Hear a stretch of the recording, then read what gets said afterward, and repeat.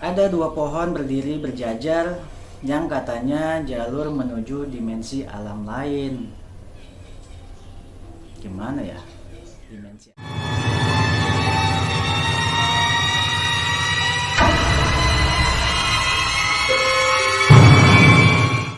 Assalamualaikum warahmatullahi wabarakatuh. Apa kabar teman-teman? Semoga yang menonton video ini diberikan kesehatan, panjang umur, dan yang belum menemukan jodoh semoga dipertemukan dengan jodohnya. Dan semoga kita juga selalu dilindungi oleh Allah Subhanahu wa taala akan kejadian pandemi pada saat sekarang ini. Amin. Kali ini gue akan menceritakan sebuah kisah mistis tentang pendakian ke Gunung Slamet, di mana pendakian tersebut dilakukan oleh 6 orang pemuda. Ini inisialnya kita samarkan ya, atau kita ganti dengan nama yang orang lain. Sebut saja yang pertama itu Anwar, Hafiz, Toro, Tio, Ilham, dan Akbar. Ketika melakukan pendakian ke Gunung Slamet pada tahun 2018, keenam pemuda tersebut mengalami kejadian mistis. Cerita mistis kita mulai. Mereka memang tak kasat mata, tapi mereka ada di sekitar kita.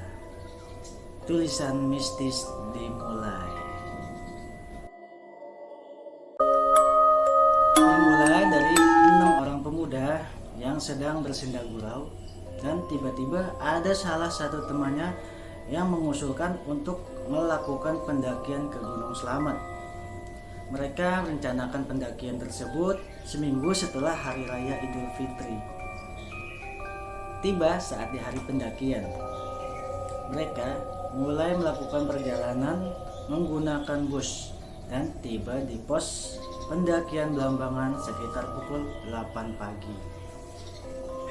Mereka memilih jalur pendakian Blambangan karena sudah tersohor dan banyak rekomendasi kalau melakukan pendaki ke Gunung Slamet lebih aman itu lewat jalur Blambangan. Sesampai di pos Blambangan, mereka menginap di salah satu rumah penduduk. Di situ mereka makan, minum, dan mempersiapkan peralatan pendakian. Singkat cerita, pendakian pun dimulai. Mereka melakukan pendakian setelah ba'da zuhur atau setelah azan zuhur ya. Perjalanan dari pos 1 sampai pos 4 memakan waktu kurang lebih sekitar 4 jam dan semua itu berjalan dengan lancar. Saat itu ketika sekitar pukul jam 4 sore waktu Indonesia Barat, mereka berenam melalui pos 4 yang konon katanya menyeramkan. Ada dua pohon berdiri berjajar yang katanya jalur menuju dimensi alam lain. Gimana ya? Dimensi alam lain. Sebenarnya mereka takut saat itu, tapi mereka berenam seperti mengacuhkan perasaan tersebut dan bersikap bodo amat lah. Setelah melewati pos 4 dan menuju pos 5, hal aneh pun terjadi pada Anwar dan Hafiz. Oh iya, saat itu posisi pendakian dimulai dari Anwar di barisan pertama, diikuti oleh Hafiz, dan keempat teman yang lainnya mengikuti dari belakang. Kembali ke cerita. Mereka, Anwar dan Hafiz, merasa tadi masih berjalan bersama dengan rombongan teman-temannya. Tapi entah kenapa suasana berubah menjadi sepi dan teman-teman yang lain di belakang tuh nggak ada.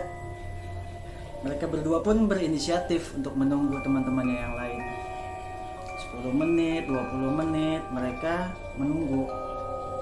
Tapi teman-temannya pun tak kunjung datang. Akhirnya mereka memutuskan untuk melanjutkan perjalanan. Anwar dan Hafiz berjalan menyusuri jalur selangkah demi selangkah, dengan langkahnya yang mulai melambat karena kelelahan. Pikiran Anwar dan Hafiz pun mulai tak karuan berselimut rasa takut. lantunan zikir dan doa mereka pun ucapkan di dalam hati, bermaksud agar tak dikuasai rasa ketakutan yang begitu luar biasa. Ada hal yang bikin Anwar takut setelah melewati pos 4 menuju pos 5 saat itu. Anwar itu diikuti oleh seekor burung jalak yang selalu berkicau dan matanya itu tertuju pada Anwar. Gila, tiba-tiba ada burung jalak, matanya itu udahlah. Next, kita lanjutin. Anwar merasa seperti diawasi oleh burung tersebut. Nah, itu yang membuat Anwar semakin takut. Dan ditambah lagi burung jalak itu selalu berkicau dan terbang kesana kesini itu sambil menatap Anwar. Saat itu sinar matahari tak mampu menembus rapatnya pepohonan yang menjulang tinggi. Padahal saat itu jam menunjukkan pukul 5 sore. Tapi hari sudah terlihat nampak gelap. Akhirnya mereka pun memutuskan untuk istirahat. Lagi. Itu tujuannya untuk minum dan makan makanan ringan sambil menunggu teman-temannya yang lain. Saat beristirahat, Hafiz bilang pada Anwar gini, "War, muka lu pucat banget. Kayaknya lu gejala hypo deh." Terus Anwar bilang begini, "Gak apa-apa kok, Pis." Kurang lebih sekitar 20 menit, akhirnya teman-teman mereka pun terlihat dari kejauhan. Sontak Anwar pun langsung bangun dan berkata, "Kuy, lanjut lagi. Jangan banyak omong sampai pos 7. Singkat cerita, Anwar dan Hafiz tiba di puncak dengan selamat. Alhamdulillah bisa sampai di puncak dengan selamat. Begitu sesampainya di puncak, Anwar dan Hafiz pun bingung. Tiba-tiba mereka berdua melihat keempat temannya itu, si Toro, Tio, Ilham, dan Akbar itu sudah sampai puncak terlebih dahulu. Perasaan tadi mereka ada di belakang gitu loh.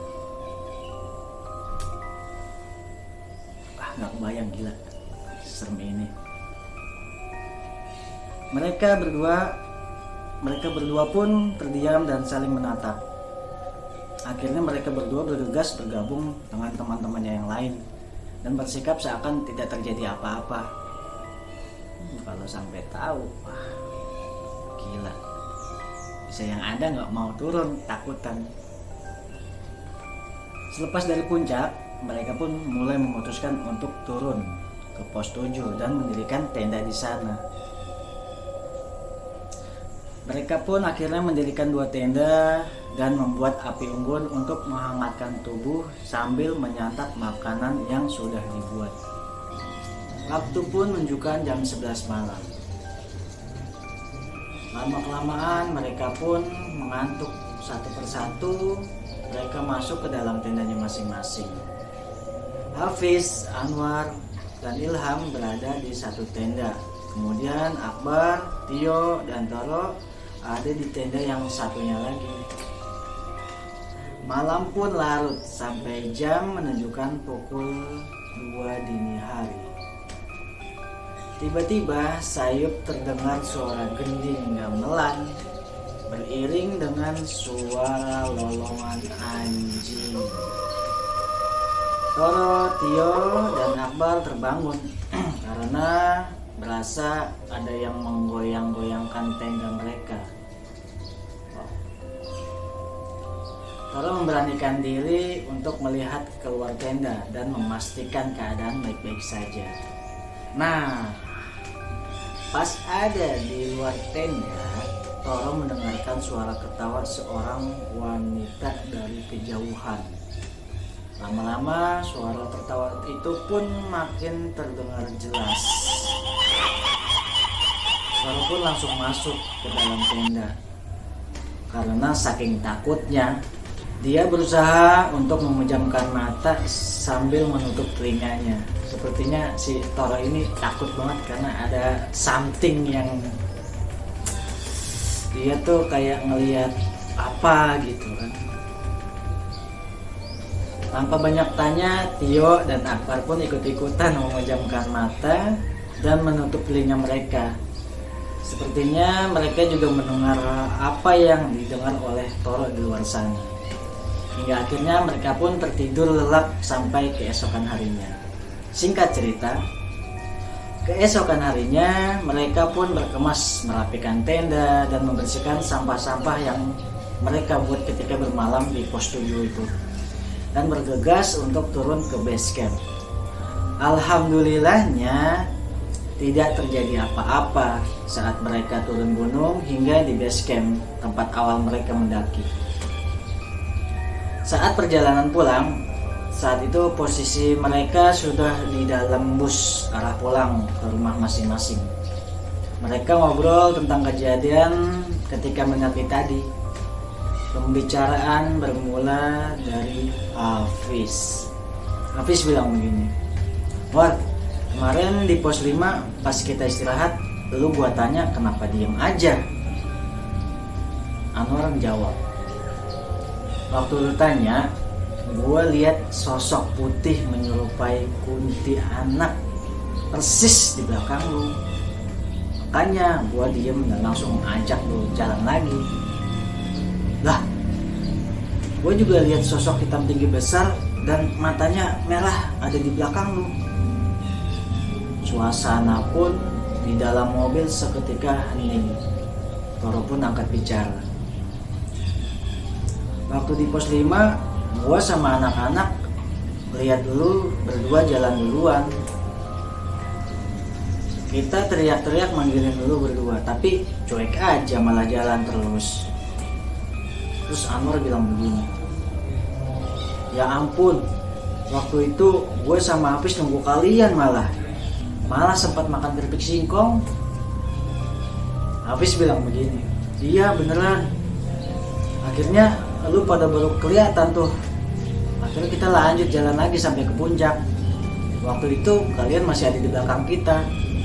Terus Hafiz bilang lagi begini, "Nah, pas sampai di puncak, gue sama Anwar bingung, kok lu pada bisa sampai duluan? Aneh. Terus yang di belakang tadi itu siapa? Apa mereka sempat ada di dunia lain?" Langsung lanjut ke pembicaraan mereka. Toro bilang begini, "Waktu kita ngecamp di pos 7, gue juga dengar suara gamelan dan suara longan anjing." Akbar dan Tio pun akhirnya bicara juga, "Bener tuh, gue juga dengar." Terus Tio bilang, "Iya, gue juga." Akbar pun bilang begini, "Tenda juga berasa ada yang goyang-goyangin gitu, ya kan, Ro?" Ro bilang, "Iya." Akhirnya gue cek keluar tenda sendiri, malah gue dengar suara kunti. Cerita selesai. Nah, kesimpulan dari cerita ini adalah 1. Sebelum kita melakukan pendakian selalu membaca doa. Apapun itu kegiatannya, kita harus membaca doa sebelum melakukan kegiatan itu. 2. Selalu mengucapkan salam dimanapun itu. 3. Jaga tingkah laku, sopan santun dan ucapan kalian ketika kalian berada dimanapun. Oke?